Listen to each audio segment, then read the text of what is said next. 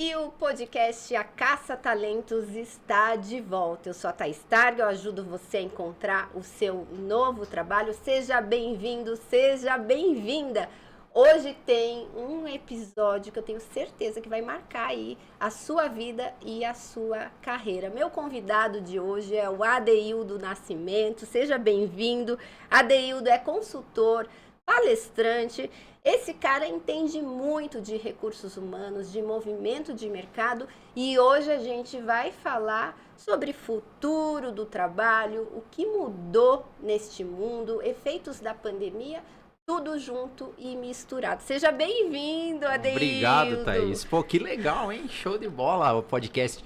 Amei, hein? Amei. Pois é, né? Tô orgulhosa. Eu disse que eu Muito quero até legal. fazer bocão para ficar igual a mulher do Sensacional. Muito do legal. desenho, É, né? obrigado do convite, obrigado de ter me chamado. É um prazer bater papo contigo e com a tua audiência também. Maravilhoso. Muito legal. Ah, eu que agradeço. Eu sei que sua agenda tá difícil aí, cheio dos projetos, né, Tá Adeildo? melhorando, Thaís. Tá melhorando. Tá melhorando, né? E, Adeildo, a gente, não vou falar aqui nossas idades, né? Mas a gente é meio que velho de guerra no mercado. Botox ajuda, né, para disfarçar um pouquinho a idade. Queria saber assim, né?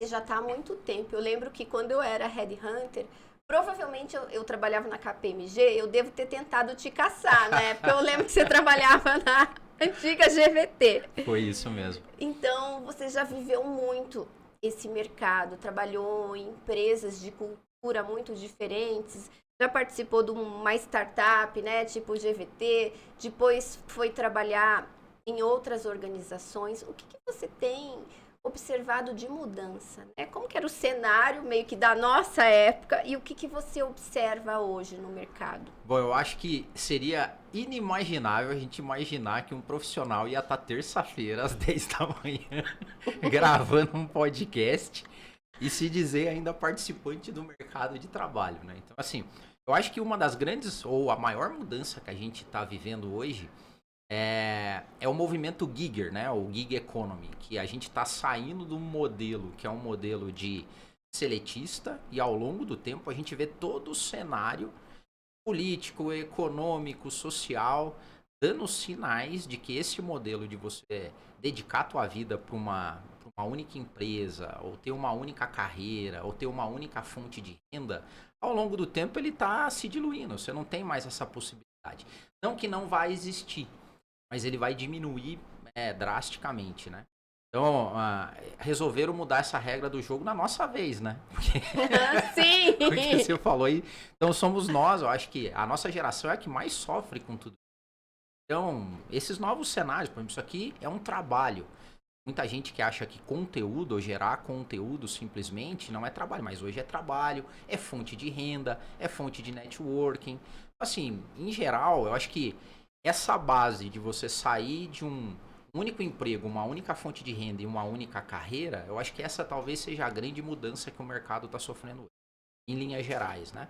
Pois tem outras tantas, né? Que daí eu acho que não é só uma mudança no trabalho, mas é uma mudança, são mudanças sociais, né? Relação entre as pessoas, como é que elas encaram a vida, projetos, anseios, ambições. A gente então tá num caldeirão de mudança constante, né? Quem não gosta de mudança tá sentindo. Eu acho que é o perfil que mais sofre com esses desafios. E você, na sua concepção, o profissional hoje, ele tá mais feliz? Como que você encara Então, essas esse mudanças? é. O que que impacta pra gente, né? Pro profissional, o profissional aí que tá aí, que foi CLT, ou às vezes tá em transição. Então, esse é um problema, tá? Se a gente for dizer que tá mais feliz, a gente pode dizer até que não. Assim, tomando como base o quê? Quando mudanças acontecem de uma maneira muito rápida, dá tilt na cabeça da gente. Você não consegue, você não tem capacidade de adaptação nesse volume de mudanças que acontece. Então, assim, a humanidade, a sociedade, ela não evolui em saltos. Normalmente ela vai numa curva, tendo aprendizados. Quando tudo muda ao mesmo tempo, de forma abrupta e muito chocante, conceitualmente falando, dá tilt na cabeça. Eu acho que hoje as pessoas elas não estão no potencial que elas podem ter de felicidade, porque a maior parte delas está num momento de instabilidade. Agora ainda com pandemia, outros movimentos, então assim, é difícil você encontrar hoje alguém que possa dizer que está pleno e estável. Por quê? Porque a gente está no meio do furacão, a gente está no meio da mudança. Mas eu sou um cara otimista. Eu acho que se a gente fizer movimentos certos, a gente pode aproveitar tudo que está à nossa disposição para a gente ter um potencial de felicidade, de sentido maior daqui um pouquinho de tempo. Então, assim, se vale a dica, segure a onda, não largue os bets, né? Porque o melhor talvez esteja por vir, né? Perfeito. E você fala, né, até fez workshops falando de inteligência espiritual. Uhum. E hoje a gente percebe que algumas organizações já estão colocando espiritualidade para dentro, né? Tem até alguns cargos É verdade. de profissionais que são contratados exclusivamente para trabalhar ali desenvolvimento espiritual, inteligência espiritual. Você acha que realmente tem espaço para isso? Como que você percebe esse movimento? E qual que é a importância hoje da espiritualidade na nossa carreira? Você sabe, contando um pouquinho da minha história, né? Fique à vontade, Assim, aqui, eu sempre fui um cara espiritualizado, né? Então, assim, hoje eu participo de uma comunidade cristã, sou líder numa comunidade cristã, mas durante muito tempo da minha vida, espiritualidade estava numa caixinha e trabalho estava em outra. Então, assim, quando eu estava trabalhando, eu estava cuidando da minha carreira, de ganhar a minha grana, de comprar minhas coisas, e determinados dias e momentos da semana eu estava desenvolvendo a minha espiritualidade. Ao longo do tempo foi caindo a ficha, e eu vejo que há uma evolução no QS, né, no coeficiente espiritual, de você entender que não tem desconexão essas coisas. Então, uma pessoa espiritualizada, ela entende que o plano espiritual faz parte da vida dela. E ponto. O trabalho é a maior ferramenta que você tem para conectar esses dois mundos. Porque uma pessoa espiritualmente inteligente e saudável, ela usa o trabalho como mola, como ferramenta para tocar o físico. Então, assim, isso caiu a minha ficha em 2011, né? Então, em 2011 eu saí da GVT, a GVT foi vendida. E eu costumo dizer que até 2011 as minhas decisões de carreira definiam a minha vida. Então, assim, a minha profissão definia a hora que eu acordava, os livros que eu lia, definia o meu networking, tudo era governado pela minha carreira profissional. Em 2011, estudando mais de espiritualidade, eu vi que a minha vida e a minha vocação era que tinha que definir a minha carreira. Então foi bem legal essa parte aí. Presta atenção, fala de novo, Adeildo. Até 2011, as minhas decisões de carreira definiam a minha vida. A partir de 2011, as minhas decisões de vida e de vocação definiram a minha carreira. Foi um baque, porque assim, eu tive que fazer uma reconstrução na minha vida em termos de ser um pouco mais minimalista, né? Tipo assim, viver com menos para que a vocação pudesse fluir. Em 2013, eu encontrei os escritos da Dana Zohar, que foi a filósofa, a socióloga, MIT e tal, ela que cunhou o termo QS, que é o coeficiente espiritual. E tem uma lógica científica por trás. Ela começou a estudar como é que funciona o cérebro em termos de descargas elétricas, químicas, de pessoas espiritualizadas. E ela começou a entender que essas coisas não são desconectadas, né?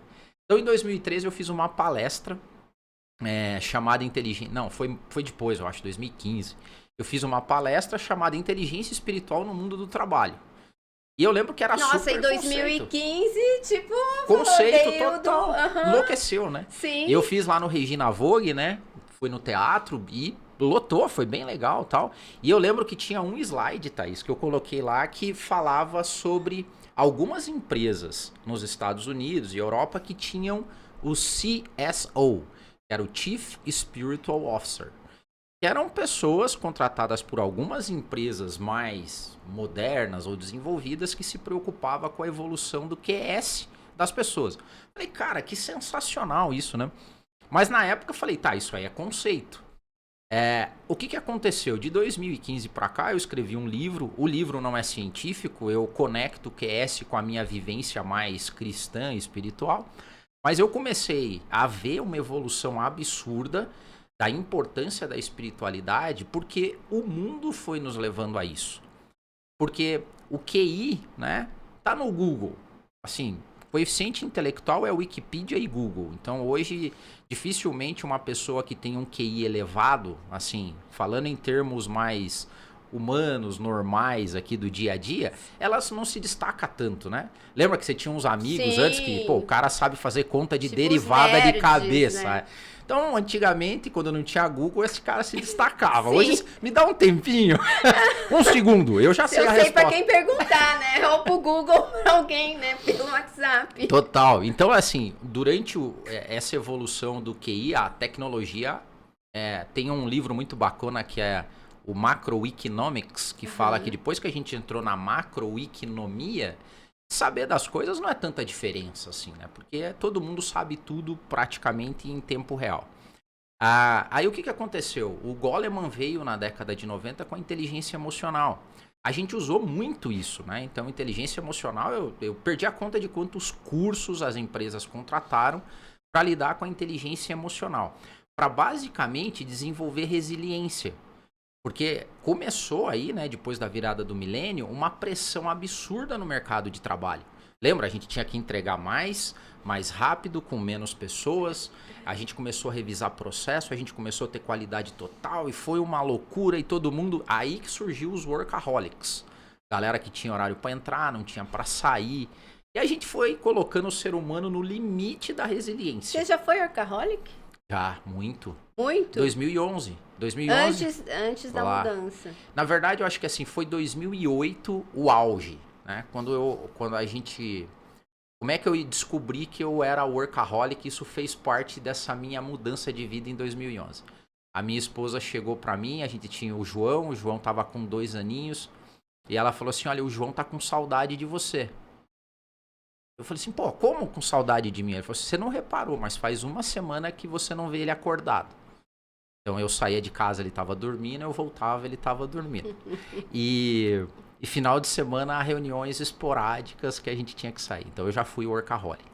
Então assim, eu tava também sendo testado na minha resiliência. E daí o que aconteceu? De 2015, 16, a partir da palestra, o mundo testado na resiliência começou a dar sinais de que não estava legal. Então a gente começou a ver um aumento das pessoas se afastando por doenças psicossomáticas, a depressão começou a pegar um monte de gente. Você viu pessoas jovens, né? Eu comecei a lidar com pessoas na época com 35, 40 anos, com problemas cardíacos, sobrepeso, gastrite. Brinco que os caras tomavam omeprazol tipo bala, Sim. né? Uhum. E olha só, disso evoluiu nos últimos anos pra galera começar a tomar Ritalina e Rivotril, né? Tipo, remédio para dormir, remédio para acordar. Então, a gente começou a ver que o QS, o QE, que é o coeficiente emocional, não dava conta de responder tudo isso. E aí começaram as empresas a entender que o problema não era só de emoção, nem só de intelecto, era problema de sentido de vida, né? Então daí quando você começa a conectar sentido e vocação, aparece o QS, o coeficiente espiritual, que não é um proselitismo religioso. Então, o que aconteceu? Eu comecei a fazer e falar sobre o tema nas empresas.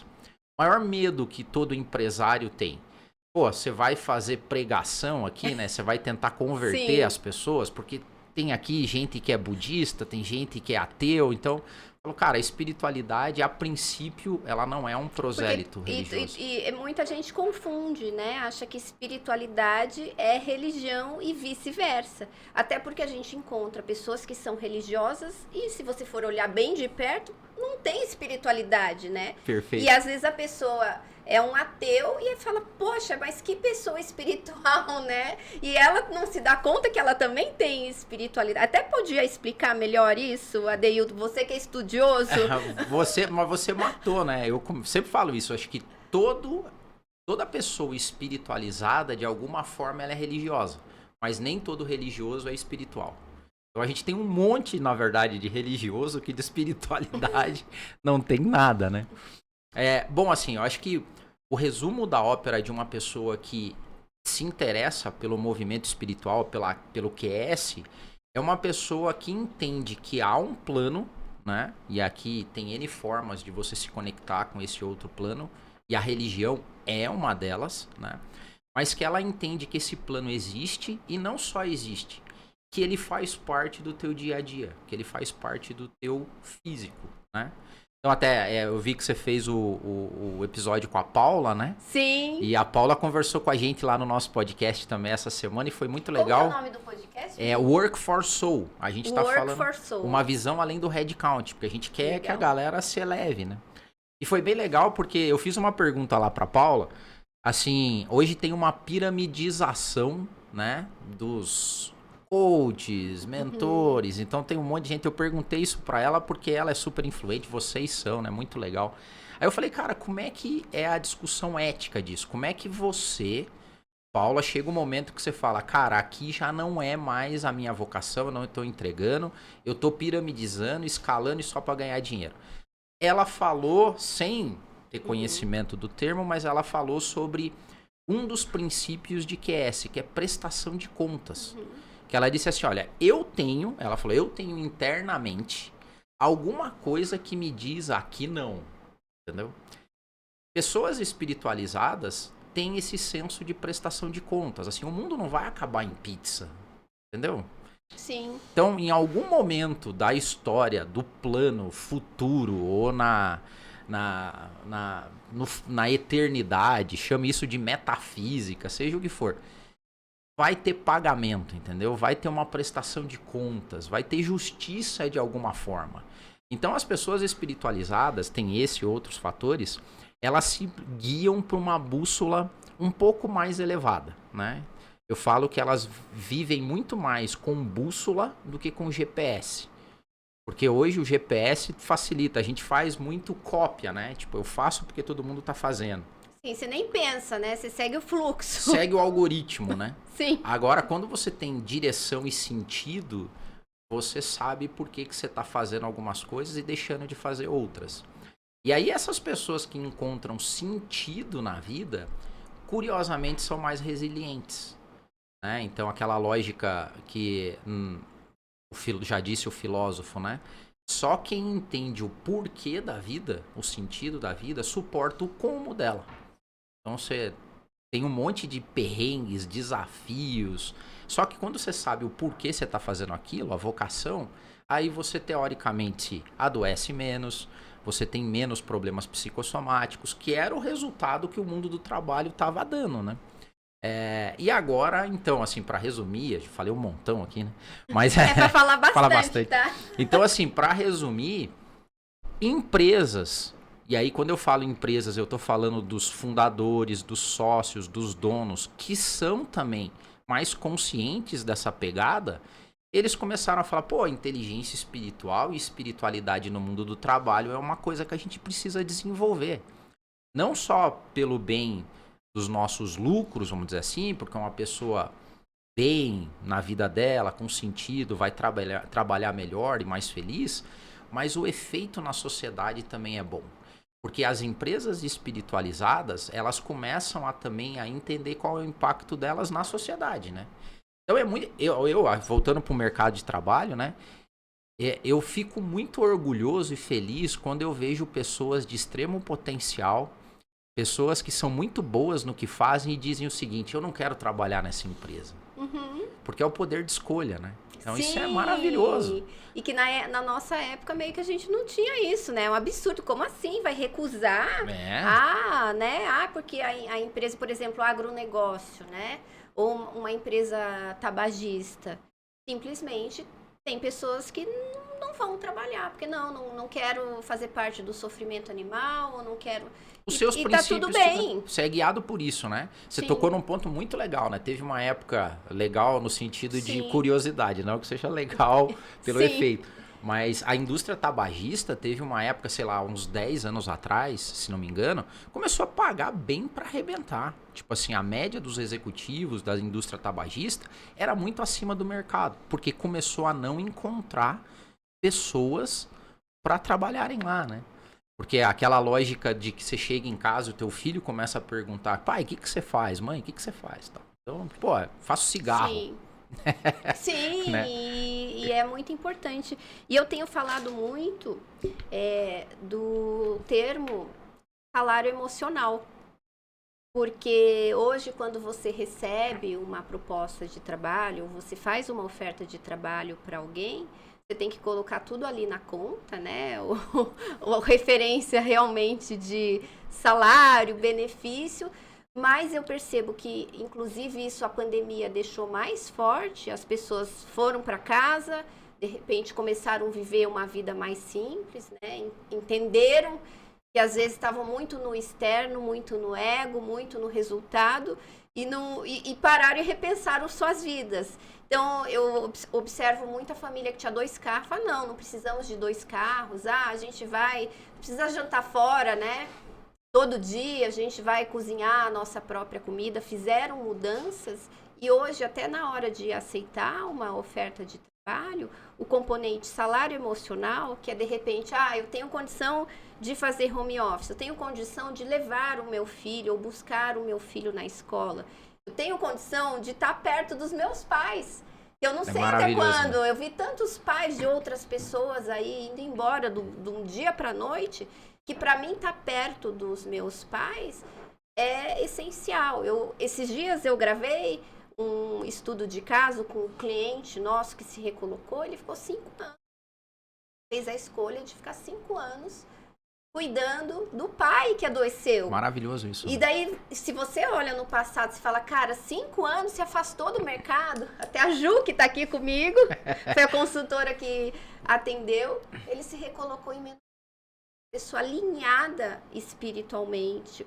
E daí eu falei, cara, você sabe que não foi só o nosso trabalho que fez diferença, com certeza, né? Com certeza. Você tá alinhado, você tá aí, o pai dele chegou a falecer, mas ele não fala com pesar desse falecimento, porque ele pôde estar lá, ele pôde estar junto, fez essa escolha e depois pensa, um profissional maduro, né? Quantos anos? 50 e poucos. Eu não quis perguntar a idade no dia da gravação, achei melhor não tocar nesse termo. Um profissional maduro que está 5 anos afastado do mercado. Não deu 1 mês o período de recolocação. Ele comprou, inclusive, um pacote base nosso. Não foi aquele... E ele se recoloca. Eu falo, maravilhoso. Cara, tipo, é alinhamento isso, é clareza de missão. É realmente fantástico. Quer ver, ó? Tem uma história muito interessante onde eu aprendi mais de salário emocional. Teve uma época, numa das empresas que eu trabalhei, e assim, sei lá, o meu nível de orgulho tava no máximo, assim, tava numa posição super bacana, executivo e tal. E querendo ou não, você infla, né? O teu ego vai lá em cima. E a gente tinha uma carência de um certo tipo de engenheiros. Na época a gente não encontrava aqui no Brasil. Aí eu peguei e falei, cara, pô, né? Até meio arrogante na época, assim, peguei e falei assim, pô, vamos contratar na América Latina, vamos ver, porque tem um monte de país aí que tá ruim. Pega o país mais ralado aí, e na pra época, não usar outra palavra, e né? na época a Argentina tava. E os portenhos são super bem formados, falam inglês e tal. E eu até não tô meio arrogante, falei assim, cara, vamos contratar os portenhos, vamos lá. E fizemos uma reunião na época com uma empresa de hunting, né? E cheguei lá e falei, cara, vamos contratar portenho. A gente tomou essa decisão. E por que a gente vai fazer isso? Porque o salário que eu pago em real aqui para um gerente, eu consigo contratar um diretor e um vice-presidente lá. E na época eu tive uma lição, assim, tipo, muito legal. Porque o head lá dessa empresa falou assim, você já contratou portenho ou argentino? Eu falei assim, não. Ele falou assim, você sabe da questão cultural e tal? Eu falei, não, é grana. Sabe, o cara, tipo... é de grana, vamos pagar bem e tal. Daí ele falou assim, ó, deixa eu te explicar um contexto cultural. Ele falou assim, carreira e salário, pra eles não vem em primeiro lugar. Primeiro lugar vem a família, então normalmente eles casam cedo, tem mais filhos que o brasileiro. A comunidade deles importa muito. Os pais, eles têm o costume de cuidar dos pais na velhice e tal. Assim, então, não é grana que faz o cara vir. Tipo, foi pá. Aí, ó, seu metido, assim, que é... E foi muito. Sim. Você vê, olha só, hoje a gente sabe, e a pandemia nos ensinou isso, e o trabalho remoto eu tô vendo com muito bons olhos pra gente começar a ter um pouco mais de conexão entre essas coisas.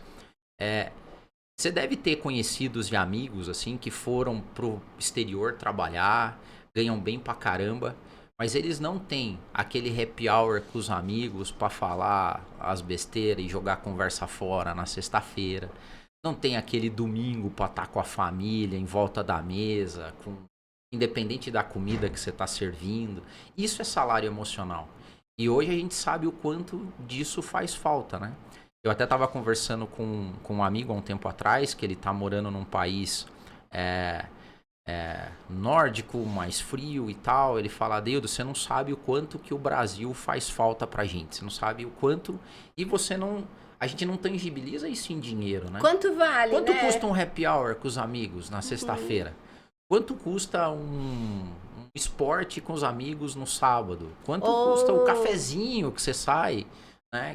Seus filhos poderem conviver com os avós, que não vão durar para sempre. Total, né? Inclusive, esse é um ponto interessante, né? Essa desconexão entre as gerações, ela tem o que a gente fala de... Você não transfere sabedoria, né? Porque o QI você descobre no Google, na faculdade, no tal. Agora, transferência de sabedoria, quem sempre fez foram os mais velhos para os mais novos. Que é manha de vida, ele, sabe? Sim. Aprendi lá em casa. E a gente tá sofrendo muito com isso, né? Então, eu aprendi que salário emocional, e tudo na vida é um processo de aprendizado, né? Às vezes a gente ganha, nas outras a gente aprende. E nessa reunião, foi como se... O cara que se achava espiritual foi uma das conexões que eu fiz também. Falei, cara, tem outras coisas que guiam o ser humano que não é só dinheiro. É claro que a gente tem um gap absurdo no Brasil, né? Sim. Por exemplo, você só consegue falar de QS, coeficiente espiritual, se a pessoa consegue comer, vestir, ter um teto para morar.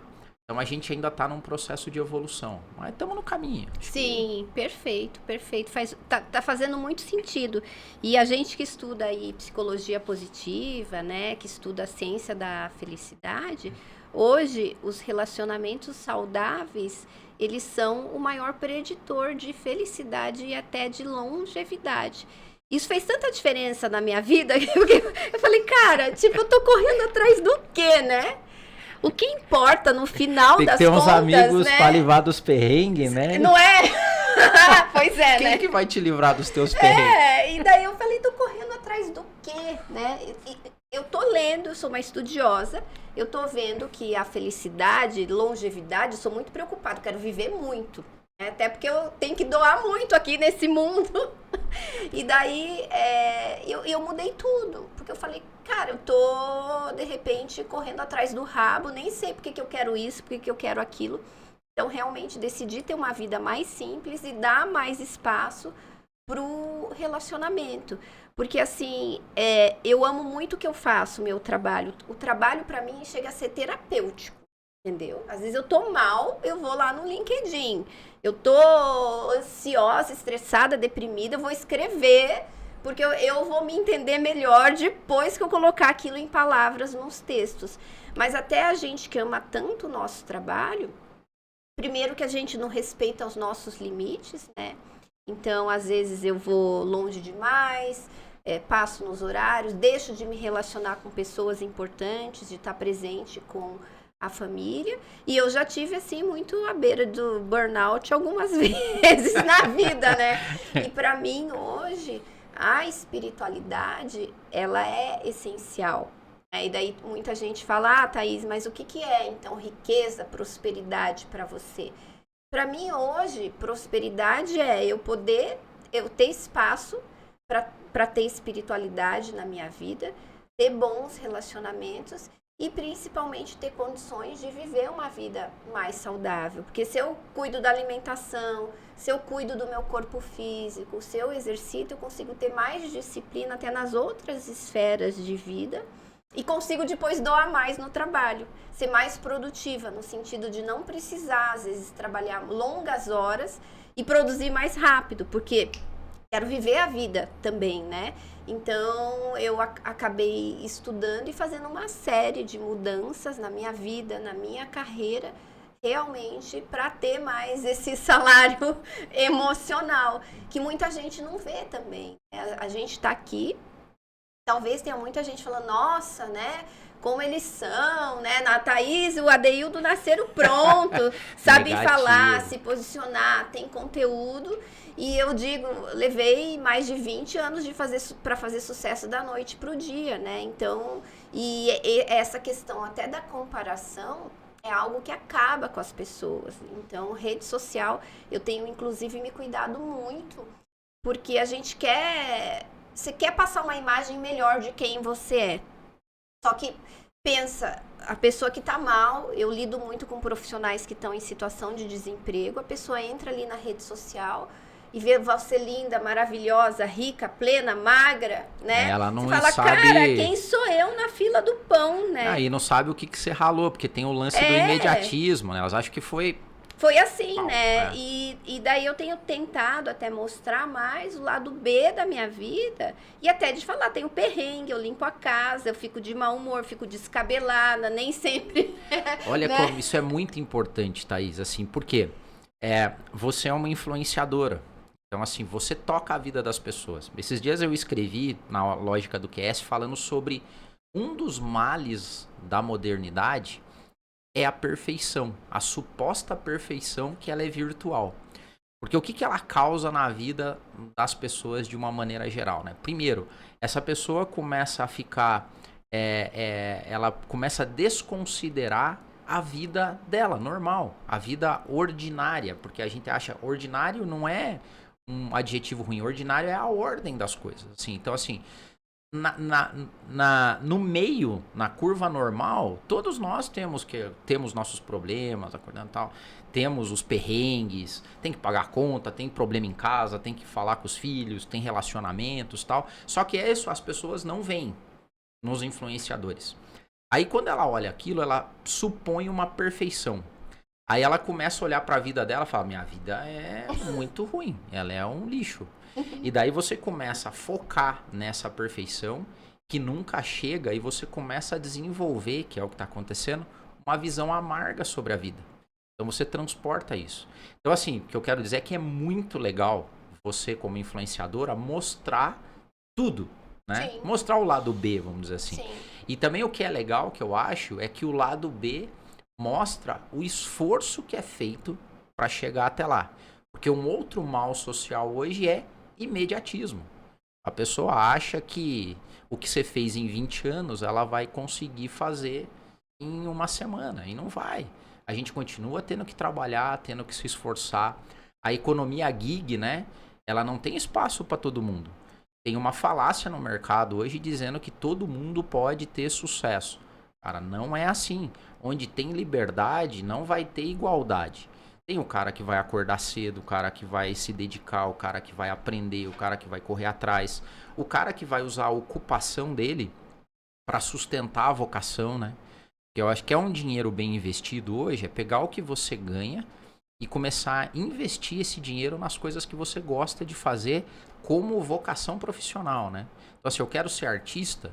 Cara, se você ainda não é, pegue o dinheiro da tua ocupação, compre um violão melhor, faça aula de canto, se coloque à disposição para cantar nos lugares, para fazer tua arte, para expor. Sei lá, você quer cuidar de pessoas, você quer viajar ao mundo, mas dê espaço para que isso aconteça, né? Então as coisas não são imediatas e elas não são perfeitas. Então influenciadores hoje tem que ter noção, né? Do papel social que exercem, né? Tem uma galera muito ruim aí, inclusive, né? Pois Tem um pessoal que tá influenciando as pessoas por umas coisas muito ruins, assim, né? Pois é, você encontra de tudo, né? É uma pena, mas eu acho que, assim, alguns profissionais também têm ali seus 5, 6 minutos de fama e depois também não se sustentam, Bom né? ponto. A audiência também depois aprende a reconhecer. E o que eu sempre digo, né? A autenticidade, ela é importante. E quando você decide ser autêntico, porque é uma decisão também. É uma decisão você ligar a câmera e falar eu na frente da câmera. Não criar um personagem. Não criar um personagem. Você tem que abrir mão da perfeição. É verdade. Porque é difícil você encontrar um ser humano perfeito. E muita gente até que me procura e fala, eu quero começar a gravar vídeo, mas eu não consigo. Meus vídeos ficam ruins, eu gravo 30 vezes.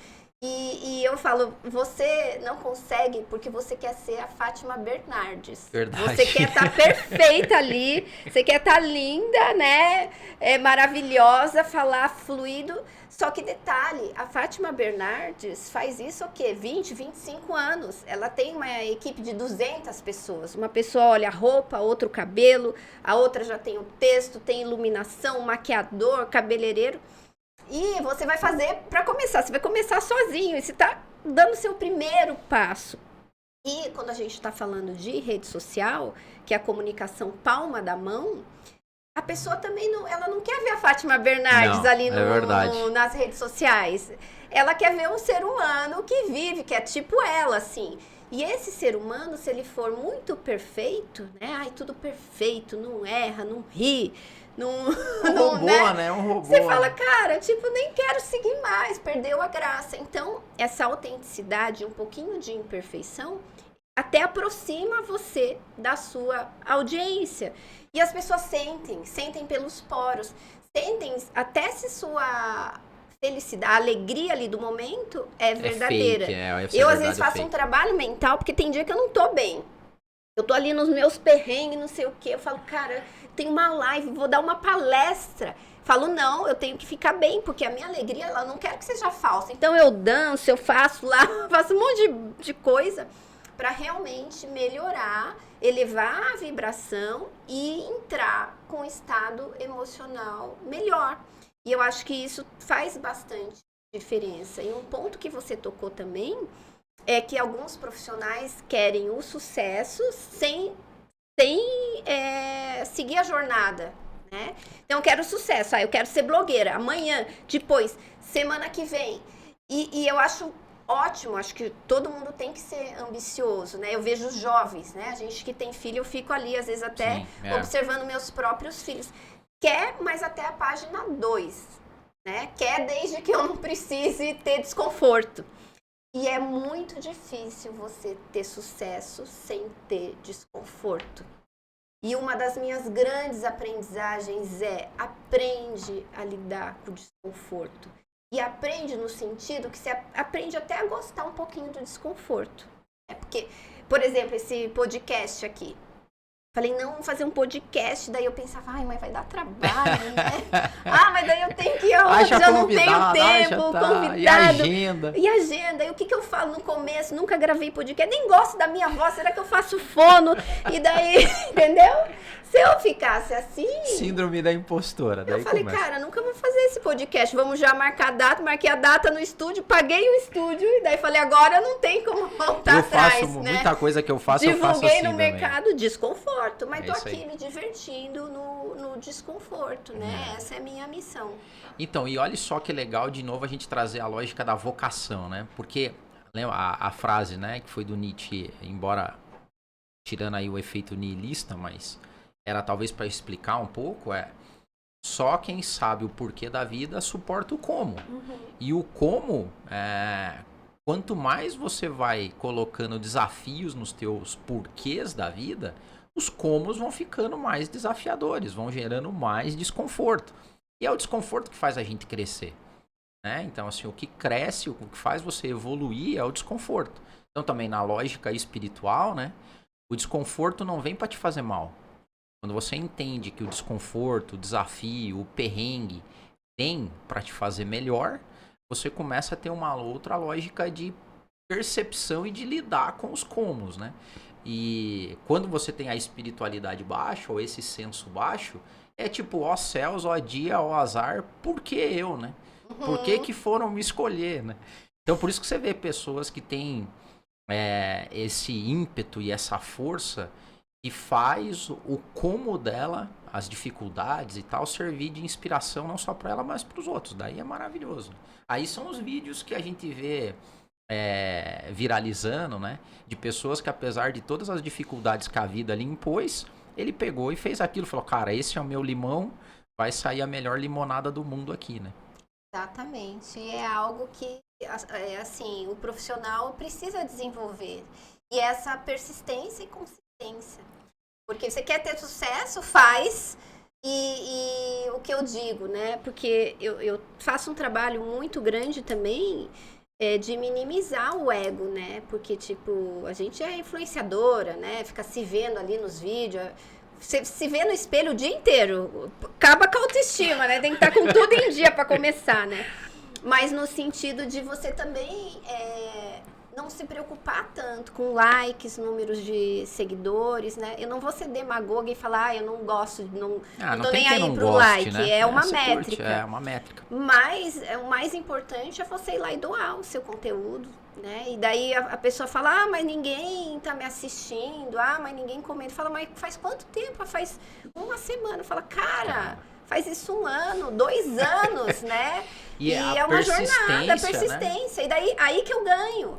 Porque eu falo, tem profissionais que falam tão melhor do que eu, que se posicionam, mas esse profissional, eu sei que talvez ele desista. E eu sei que eu não vou desistir. Eu vou continuar. Vocação. Tá ruim o engajamento, não tem problema, eu faço do mesmo jeito. Ouvindo você falar, pra mim, começa a ficar clara a lógica da vocação. Quando você fala assim, cara, quando eu tô lá, eu tô no meus perrengues, eu vou pro trabalho. Sim. Porque, assim, vocação, normalmente, ela tá muito conectada com paixão.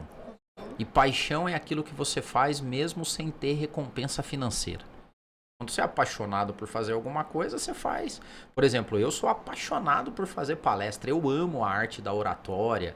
De cada público é um público novo. Você tem que conquistar, porque você começa do zero sempre. Sim. Então, assim, você volta pra casa com um senso de, pô, que legal que foi. E ainda você ganha por isso, pô, é maravilhoso. Então, assim, eu não vivo só de palestra, queria viver, mas o fato é que quando você tem a vocação junto com a paixão, aos poucos ela não fica nenhum peso. Você suporta, é prazeroso. O ponto hoje é que o que mais me angustia é o fato das pessoas não serem direcionadas mais por vocação. Então, assim, teve uma época que a gente podia olhar para os nossos filhos e falar, pô, meu filho tem vocação para fazer tal coisa. Então, eu como pai, vou ajudar ele na vocação dele. Durante muito tempo, e foi isso comigo, porque foi uma geração muito de escassez, o pai não queria saber a tua vocação, ele queria saber o que você ia fazer para se sustentar. O que dá dinheiro, né? O que dá dinheiro? Essa era a lógica. Eu voltando no que a gente estava falando hoje, eu acho que, tipo assim, como fator de meta e objetivo, eu não colocaria dinheiro, eu colocaria escolha. E nem você falou, se você consegue ter uma vida onde você consegue escolher as coisas que você vai fazer, já vai ser uma vida boa. Porque às vezes até muito dinheiro te tira a escolha. Tem pessoas que são escravas do dinheiro. Por quê? Porque eu não posso. Tem gente que é milionária, bilionária e não tem poder de escolha na vida dele. Do tipo, hoje eu não vou fazer nada. Não, você não pode escolher não fazer nada. Por quê? Porque você tem isso, aquilo e tal. Então, um outro indicador de QS é temperança. Temperança é viver nem no sem sal, nem no salgado. É viver no tempero da vida. E o tempero da vida é ter um pouquinho de família, ter um pouco de trabalho, ter um pouco de lazer, e poder escolher essas coisas, né?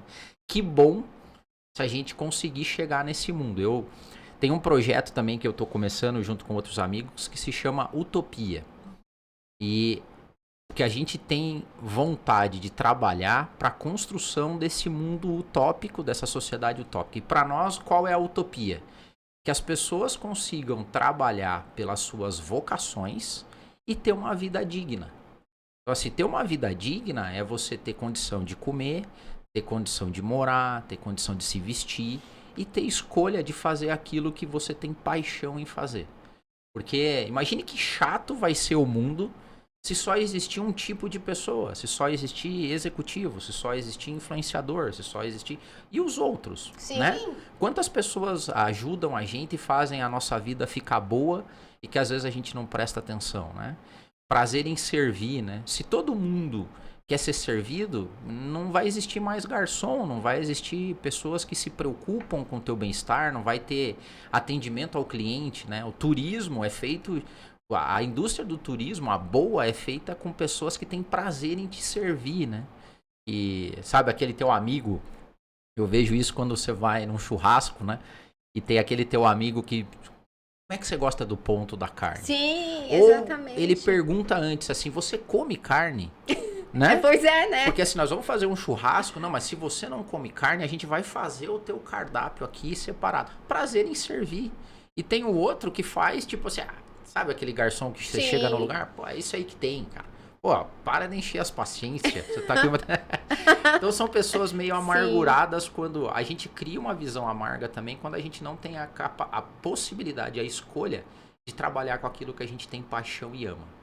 Então eu fico feliz e se a gente, na medida do possível, puder criar condições para que mais pessoas tenham a felicidade de fazer o que gostam, né? Eu acho que a gente está caminhando numa direção boa.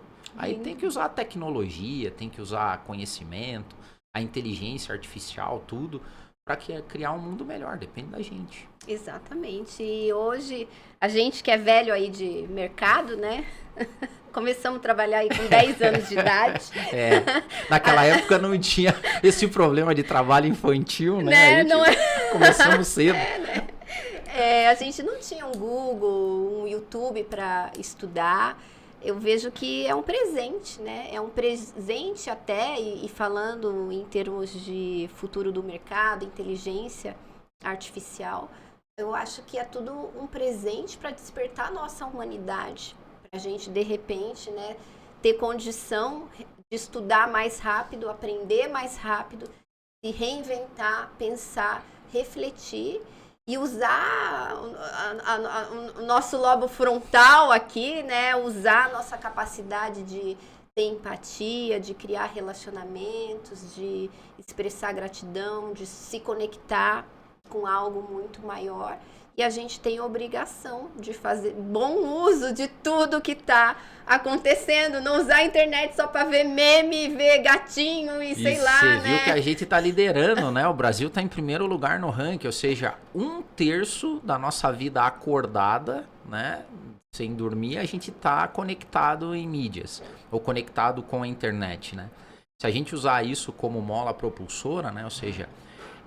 você ter a capacidade de selecionar bons conteúdos e consumir coisas boas, né? Aquela lógica lá americana que diz que é bullshit in, bullshit out, né? Se você consome coisa ruim, não tem como sair coisa boa. Então, se você consome coisa boa, vai sair coisa boa. É ingrediente. Como é que você vai fazer um bom bolo com mau ingrediente? Não tem. Então, assim, consuma coisas boas que com certeza a tua vida vai ser melhor e vai sair coisa boa. Tem que dar nó no algoritmo às vezes, porque ele fica te jogando coisas que não, sabe, te distraem demais, né? Pois é, e é um perigo, né? Eu virei meio que obcecada, né? Por tudo que eu tô consumindo, eu sou chata. Eu sou chata, e se tem uma pessoa do meu lado, tipo, na minha família, por que você tá vendo isso? O que isso significa na sua vida? O que isso vai agregar? Você tá crescendo com isso? Eu virei a chata. TV, então... Eu juro que é só por conta dos meus filhos, senão não teria TV em casa. Esse dia eu não sabia nem ligar a minha TV, mexer com o filho. Eu falei, preciso aprender para ver filme, pelo menos, né? Porque realmente, depois quando eu comecei a dar essa atenção naquilo que eu consumo, nossa, eu melhorei muito como profissional. Porque eu tinha muito síndrome de impostora. E eu passei anos na vida, assim, quando eu trabalhava no Positivo. Eu estava dentro de uma universidade. Pensa, né, na incoerência. Dentro de uma universidade.